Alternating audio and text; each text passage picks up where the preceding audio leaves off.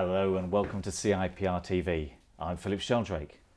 The show looks at the latest developments in the world of mobile, a rapidly growing, dynamic and exciting communications channel, but one that, in the words of one of our guests this evening, remains immature, imperfect and inconsistent. However, with the rapid adoption of mobile technology and device usage becoming more sophisticated by the minute, it's been suggested that smartphones will account for the majority of web access in the UK by 2014. It's an indication of the maturing market, of the overall market, of the way the whole smartphone and app ecosystem has grown and developed, that mobile is now the key channel that communicators are starting to embrace. I'm delighted to say that joining me in the studio today are Simon Liss, Managing Director of creative mobile agency We Love Mobile, and David Murphy, editor of Mobile Marketing magazine. David, Simon, welcome. Thank you. Hi. As usual with CIPR TV, we're giving you the chance to join in too. So if you have a question you'd like to put to David or Simon, you can use the submission box on the page or simply tweet your questions and your general commentary on the show with the hashtag #CIPRTV.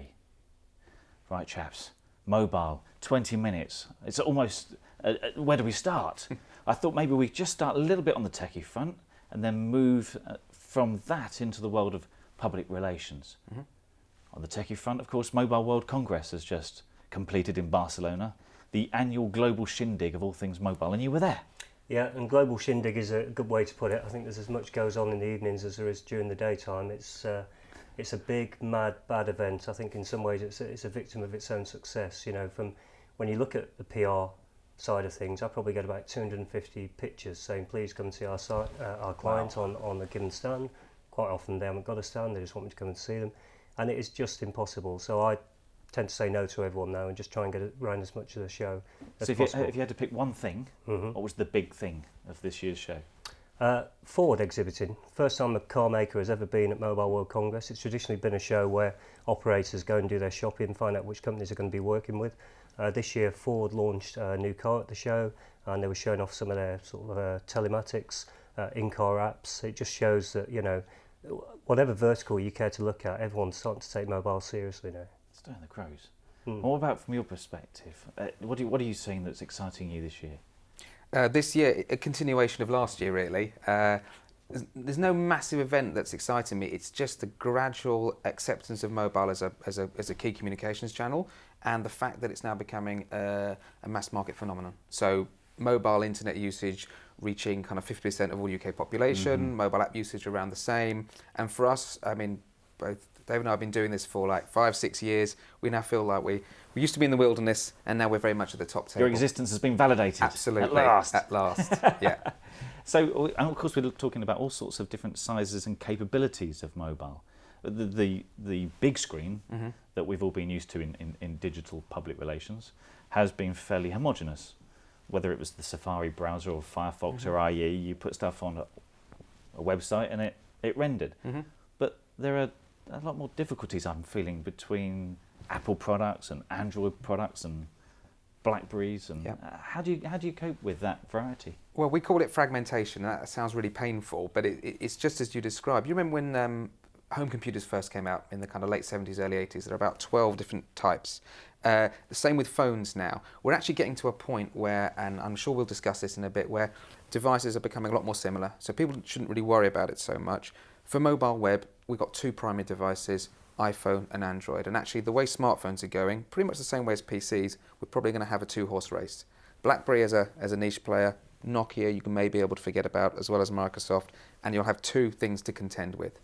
So people should be aware of this, but not worry about it too much, because mobile web is pretty much if you like, an everyman product as far as I'm concerned, or certainly getting there. It's interesting because a couple of years ago, people just used to say, well, fragmentation is just a way of life in mobile. People who knew what they were talking about, you know, so just get used to it. And I always used to sort of compare that to the days when there were sort of a dozen different PC platforms, and it always was, to my mind, unsustainable. And it's become a lot clearer now. You know, people talk about, do I need an app? Do I need a site? Well, my personal view is your site is your absolute, you know, first priority, because then anyone with a web browser on their phone can reach you. But if you are looking to do an app, you know, the decision is a much easier one now. Well, do one for iPhone, do one for Android. If you have a particular audience profile that is, I don't know, Symbian users, then you might need a Symbian app as well, or BlackBerry users. But these other platforms are fading away. So we're bordering on about as techy as I think this show should get. Yeah. But just to round that off, I want like some clarity on this. I had the pleasure of chairing an event last year where Sir Tim Berners-Lee was our keynote, the inventor of the World Wide Web. And the soundbite that stays with me most from that event was he said, don't do native apps for mobile and tablet, do web apps for mobile and tablet. Who would like to explain what he meant to our viewers today? I think I have to defer to the mobile agency on this one. And I'm not technical, so I'll try and make this as non-technical as possible.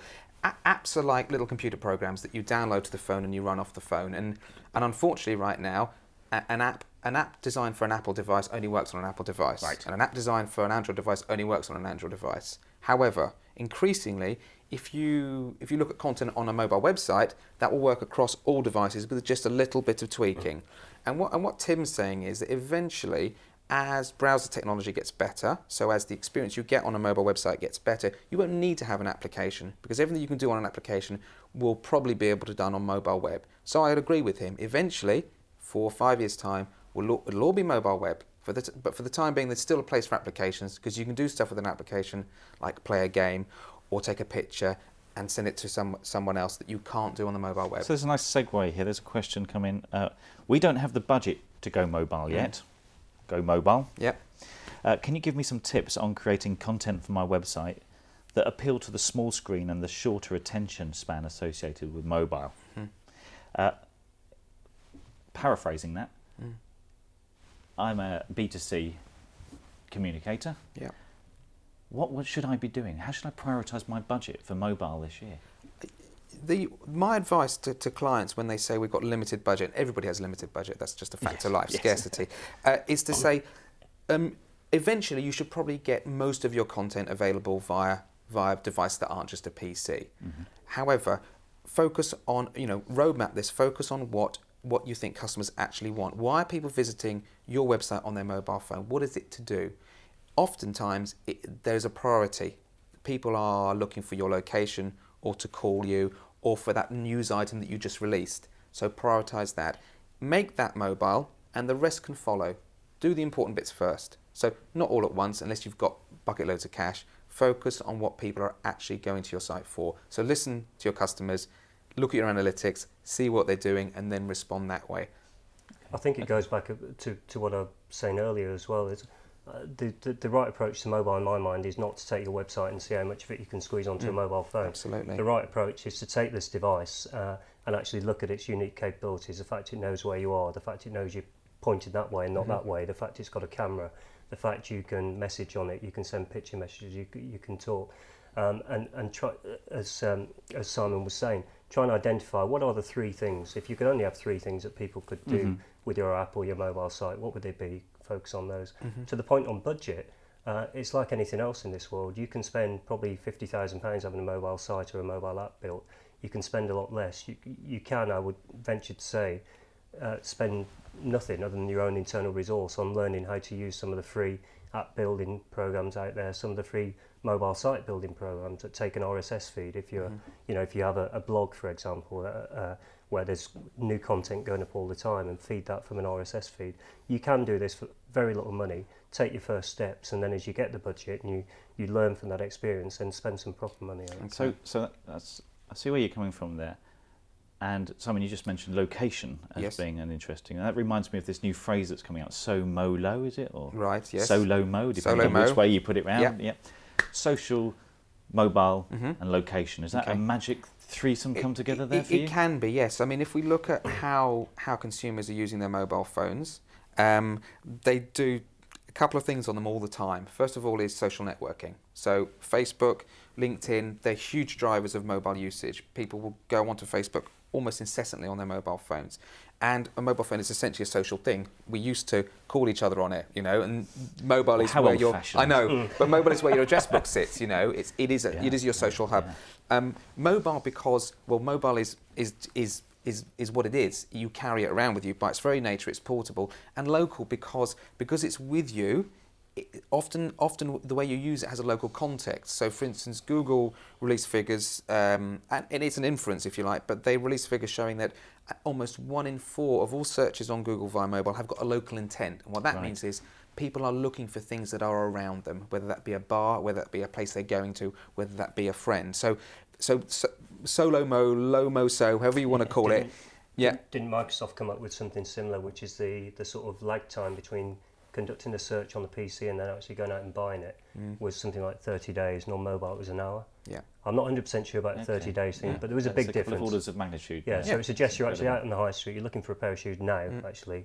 I need to find the best shop that would sell me some whatever, you know. Okay. So I get a campaign going, and of course the best way to learn about what to do with the next campaign is to learn how well the last one did, right? Yes. So, you know, I'm involved in the CIPR measurement and evaluation group, so this is, how do I know if it's gone well? Okay. What does success look like on mobile? Mobile is essentially a digital channel, like web. So mobile is very measurable. So, you know, if you've got Google Analytics on your website, you've got Google Analytics on your mobile site. In fact, if you go to Google Analytics now, not now, you're watching obviously, but later, go under the devices, look at mobile, and you can already measure your mobile traffic going to your site, whether you've got a mobile site or not. And same with application usage, same with text messaging. Everything that somebody does, or most things that people do, how they interact with content on mobile can be measured. So it's very measurable, and as I say, just like the web, but even more so to a degree, because it's you and your device, so you know that it's that person doing it. Now, just remember, for those watching live, that you can contribute questions and comment in general on Twitter with the hashtag #CIPRTV. Now, we have a question just coming here, David, one for you. More in the marketing domain than the public relations, but it's an interesting one nevertheless. There's been a lot of talk about mobile commerce. Are people really prepared to make purchases on their mobile? And if so, how does this impact the way we go about marketing? Well, the answer is definitely yes. I'll cite one retailer in particular, Marks and Spencer. I think you've got to take it back and say, why does a retailer decide they need a mobile site? And it goes back to what Simon was saying, because they look at their analytics and they say, blimey, 10% of our traffic, you know, the past 3 months actually came from mobile devices. Now, I don't care what phone you've got, how smart it is, look at a full website on your phone, it won't look great. And if you want to see this in action, just try all the mobile networks. Shockingly, you know, most of them, unless you're actually with Orange and on the Orange portal, if you want to look at one of the other network sites, you'll find their full fat website. It's incredible. Yes. So anyway, Marks and Spencer, I think their largest ever sale to date that they've reported on from a mobile phone was something like £5,000, some kitchen units. Now they're very honest and say we don't think that person just pulled the site up on their phone, found the kitchen units, pressed buy. They've probably been in the store, they've probably felt the work surface, probably kicked it and made sure that it's solid. But that final buy button was hit on the mobile phone. And you know, there's no fear. It's almost like being scared of buying things on the internet, which people aren't anymore. It's secure. You register your credit card details, so it's very easy.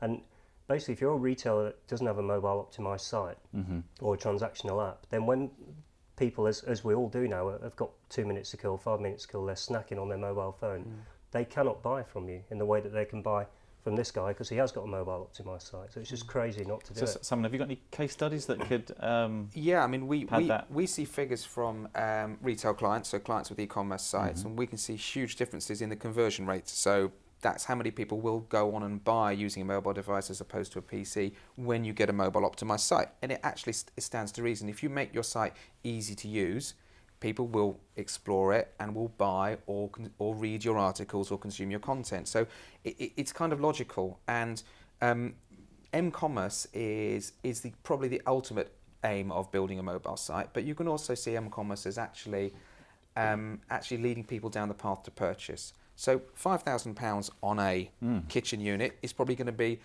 you know, a relative rarity on a mobile device, because you're not, as you say, you need to go and see that. However, researching it, sharing that kitchen unit with your partner, discussing that kitchen unit can all be done via mobile. So we shouldn't always see mobile as necessarily being where you're going to conduct the sale, but it could drive you towards the sale, and it can drive you towards an interaction with the brand and that kind of thing. So where is the PR community versus the marketing community here? Where do you get most of, if I may ask, most of your business from? Is it for people who want to drive sales? It's m-commerce, or do you have people who want to engage in conversation, encourage sharing, encourage feedback, survey participation, building up that understanding between an organisation and a stakeholder? Who's knocking on your door loudest? We get both, actually. Okay. It used to be mostly people who wanted their consumers to engage with the brand more, and they saw mobile as another channel for that. So it was about brand apps, it was about interacting with content, it was about exploring the brand and getting some brand love going. Increasingly, some brand love. Yes, God, I. Yeah. Increasingly, we're seeing m-commerce, and I say m-commerce in all its forms. So people actually saying, look, I want people to not only just see an ad, but I also want them to buy and shop that ad. So for PR people, I would say, look, you are getting coverage, you are getting exposure for your clients by adding a simple call to action, a click to call, a text in, a link to a mobile site. You could actually make that advert, that content that you're pushing so hard to get out into market, you could make that actionable and actually have a purchase on the end of that. And that's where mobile kind of works its magic. It crosses the boundary between pure advertising and marketing and sales. So we have an interesting question here to both of you. The surge in social network usage via mobile, and I think Facebook are releasing some stats now which says that actually it's almost the same amount of interaction on the small screen as the big screen, is impacting how people consume news. What are your top tips for public relations professionals in making sure that their content is mobile friendly? They've got news to put out there. How do they get that news on the small screen? My first take on that is it's actually not their problem. It's the publishers, it's the media outlets that need to make sure that they are mobile optimised. That if, as a PR person, you are sending news out to media outlets, and people are going to consume that news, maybe in print, maybe online. If they can't consume it on mobile, then I'd say there's a problem. So I'm not sure how much of a responsibility that is for the PR community. Yeah, I'd agree with David there. I mean, you cannot develop the channel yourself, if you like, if you are dependent on these media and news services. However, there are channels, social channels like Twitter, where you can get on quite quickly. So as a PR agency, you can start to own that brand name. You can start to interrupt conversations and insert your messages. I'd say treat with caution. I'm not a huge fan of social media for selling because, as we were discussing earlier, it's about a conversation between people. However, it is by its very nature open to everybody. So brands and their agencies, their representatives, can use it to engender dialogue. Just treat with caution, as I say. How close do you find you come to understanding what you do for a client achieves the organisation's vision, its overarching business objectives? Do you get involved all the way through the cascade, if you like, from strategy, objective, strategy, tactics, execution, or do you come in at the delivery end of the spectrum? Well, it's a very good question. I mean, we'd like to think that mobile is really important, and that we'd be at the table when planning a strategy were being discussed, and oftentimes we are, because people recognise it as a growing channel. Sometimes we are just asked to execute something and an overall campaign. So, I mean, ideally, mobile should be viewed strategically and should be viewed alongside every other channel, and you should be dividing up your spend and your effort according to where your customers are and what you want to achieve for the business. So, yeah. I think that there's been and still is in many cases a disconnect for brands between, they could see, the web, the World Wide Web, the actual name, this is global, this is important, but there's been a disconnect between using the word strategy in connection with, it's a mobile phone, for goodness sake. How can we get strategic about Twitter that? strategy, mobile strategy, actually, but when should you be look business strategy, right, and communication strategy, and these are channels and... Yeah, and it goes back to something. Yeah, it goes back to something you said earlier about browsing on mobile is going to overtake browsing on PCs. You said 2014, I've heard 2013. So actually, this is people's primary means soon will be of accessing the internet. So if you think the World Wide Web's important but mobile isn't, well, forget mobile. Just think about the internet, because that's what it is. That thing in your pocket is not a mobile phone anymore. It's a computer. Well, we're coming towards the end of the show, which is incredible how fast 20 minutes can go when you're in a live environment. I'm going to ask you both to finish up with 3 things. Can you tell me a must-do? If you do anything with mobile, this is what you must do. Follow that with a whatever you do, don't do this. And thirdly, the app that you think that you're most excited about. There you go. So what must I do? What must I never do? The trap I must never fall into. And what app do you reckon everyone who's watching should test out? I think I've got 3, so I'm going to get in first, because then it'll be down to Simon to say, well, I agree with everything David said. So I'd say the must-do is get a mobile site. If you've got a mobile site, then... How do I know if I've got one? What do you mean, mobile site? Well, all how do I right, know so that? put your URL into a web browser on the mobile phone, see what comes back. And if it looks CAC, QED, yeah, don't have a you haven't got mobile site. Okay. What was the second thing? What must you they do? do? What's the trap that you see people falling into? Doing an app for the sake of it, because the chief exec thinks everyone else has got one and I need one. Part B to that would be putting a QR code on the underground, where it's not scannable, which a lot of companies have done. Putting a QR code, and when you scan it, it leads you to a full fat website. And the third thing, an app. Anyone that knows me will be bored of me telling people about this app. There's an app called SwiftKey, which is just a typing app for Android, but it just saves you so much time as a business tool. SwiftKey? Yeah, it just learns the words you use and the language you use. And if you accidentally scrubbed an email you were sending, you could actually type it out 1 press per word, because it would all be back in the memory. Not every time, but that's my favourite app. Fantastic. Thanks for that. Okay, I agree with everything David said. However, I would add that, well, number one for me, what everybody should do if they own a brand or a website or they represent a company is search for that company on their phone in Google and see what comes up. Yeah. And I guess number 2 is, if you don't like what comes up, then do something about it, because you're not the only person looking for that brand or that company or that client on the mobile phone. Millions of people are. So search for it. If you don't like it, do something about it. And I don't want to give you a favourite app. We've discussed apps are apps maybe a moment in time. A moment in time. I think what's really exciting, and this is next year's technology possibly, is NFC, near field communications. And that's like the technology you have on your Oyster card. And soon, very soon, and it's already happening in places like Reading, you'll be able to touch your phone against a poster, pick up a voucher and take it in store and redeem it. And that's very exciting for people like me, because it means that marketing is truly coming alive. So we started off with tech, we moved into a bit of marketing and e-commerce, m-commerce, we moved through public relations, we've almost come around to tech again, so it would be remiss of us if we didn't mention one last thing, and I'm prompted by Saskia Shepherd here, who's posted a question: what's 4G? Very fast, like 3G but faster, basically. Like 3G but faster. Sometimes known as LTE, which has got to be the worst name for anything ever, long-term evolution. So we haven't got it yet, there are trials going on.